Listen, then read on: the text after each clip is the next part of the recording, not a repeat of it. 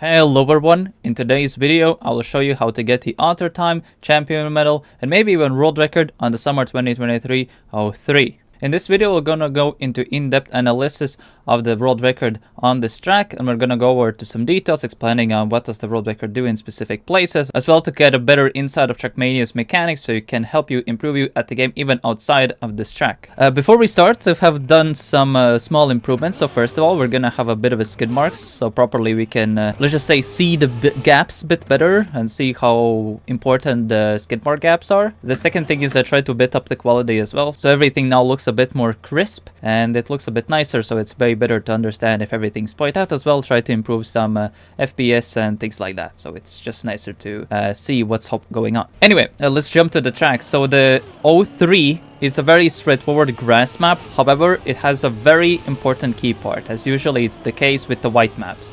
White maps usually have this one or two key tricks that you need to do that will result in a time.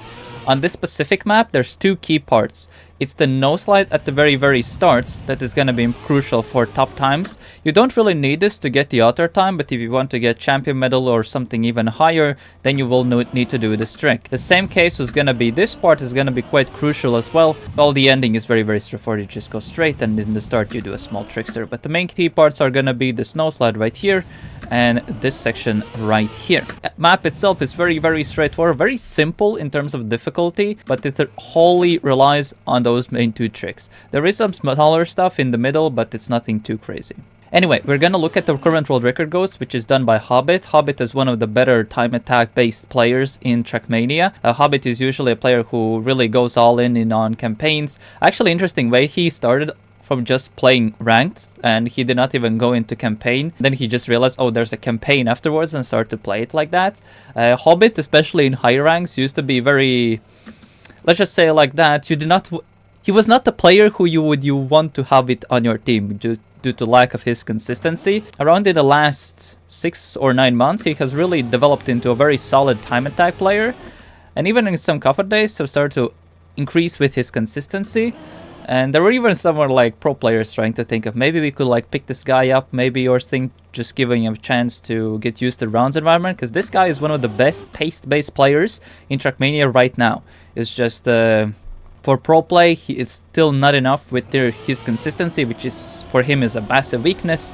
But we'll see what will that lead up to. Anyway, today we're looking at his run on this map, on his time attack based skills. And we're gonna go into all of the smaller details on what you need to do to result in a solid time on this map and why does he do in a specific ways. Alright, so the very start is quite simple actually.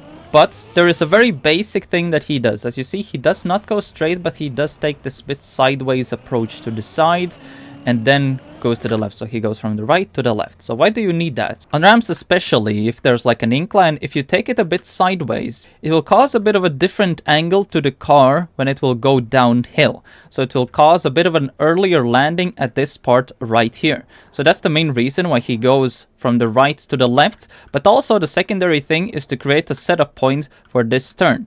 If you remember in the very first video on 01, I talked about the outside, inside, outside land principle. And if we go to this clip, you can clearly see that he will do an outside, he will go to the inside, and then he will go back to the outside. And well, there's a bit different turn, so that's why he goes a bit in the middle, but the core idea is the same. So the biggest amount of momentum is being kept at the exit point. But since this turn is a fully grass turn, and as you see, he keeps the skid marks very tight, there's gonna be some specific details he will do there to basically result his pace the most efficient. So if we go back to the start, so he goes fully to the right, then to the left, to land tiny bit earlier, also have a better setup point for this part. And this is the place where it starts to become the most tricky. So he starts steering. If you see this part, where's since everyone has the default ones, around where it says stadium right here.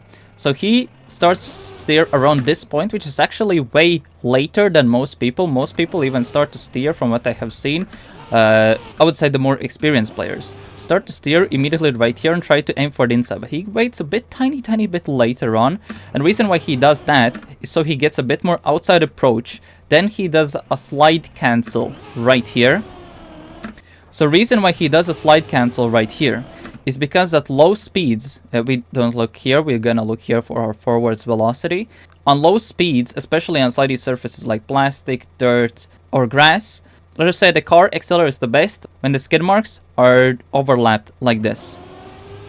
Maybe there you see a small gap. Some people have been calling it quantum sliding, but personally I really dislike that name. But it will give you the best amount of grip when you are going like this. So with these custom skid marks, you can see there's a gap, but in reality there's a full grip being given to the car at this point, because with full grip at low speeds on slidey surfaces like grass, dirt, plastic, it will give the best acceleration for the car. So he doesn't oversteer, so he'll lose just enough speed to enter in this point, so he has a better setup for this turn right here. Because if you just try to, let's just say, have a bit more speed, it's very easy to break out of the slide and you just slide out around this point of the map. Also on keyboard, since Hobbit is a controller player, on keyboard there's a very high chance if you switch to action key number 3 and you just hold it, you will break out of slide around here. Probably at the very end it will lose you a bit of speed. So if you play on keyboard and you get this snap right here, then you jump to this, I highly advise to have a bit harsher snap at this part. And instead of holding it, you tap with action key number 3. It will still keep you the full grip, and that will give you the best amount of momentum on keeping the no slide on this part. It's not going to be the fastest thing in the world, but it will be still very close to what does the world record do. So to basically summarize, this part goes a bit to the outside, does an oversteer snaps to reduce the bit of speed, so that's why his skid marks are so far apart. He snaps back, jumps into a no slide, holds a specific angle to keep the skid marks overlapped to have 100% grip, so to give the best acceleration at on this specific surface on the specific amount of speed. So if you remember from on map 02, he also does if you see a bit of a cancel when the gear change happens. This is just to maintain the momentum. If you see, there is the small skid mark gap, and he quickly snaps it back right here, so it's like perfectly parallel. If the skid marks are a bit separated, or if you do a full steer, or there's no 100% grip, the car will lose speed when a gear change happens. So that's why he does that, to avoid it. Alright, right here he goes a bit to the side, so to create a better setup point for this part. So he obviously goes a bit... It might seem like, wait, but you can go a bit more harsher right here. Yes, but the thing is, there's a thing called gears in this game, and if you go way too tight, and if you do a way too big of an oversteer, because obviously if you go an uphill, you're gonna lose a speed way faster than on a flat surface. So if you oversteer way too much, you can actually drop the gear and lose ridiculous amounts of momentum. So the line that he takes here is just close enough to reduce travel distance just enough to not drop down in a lower gear. So to try to enter this point as close as he can, and right here he tries to actually jump into specific skid marks to give a small SD on grass on this part, and he just jumps into the end. So to summarize, from this point, goes a bit wider, tries to oversteer as much as he can to reduce the travel distance, but just enough to maintain in his gear without losing the gear. Small air brake as well to land a bit flatter. Same case here. He's tried to straighten out the car at this point, so that's why the counter steer to the right. Try to skid marks as close as possible at this point, especially when the gear change happens.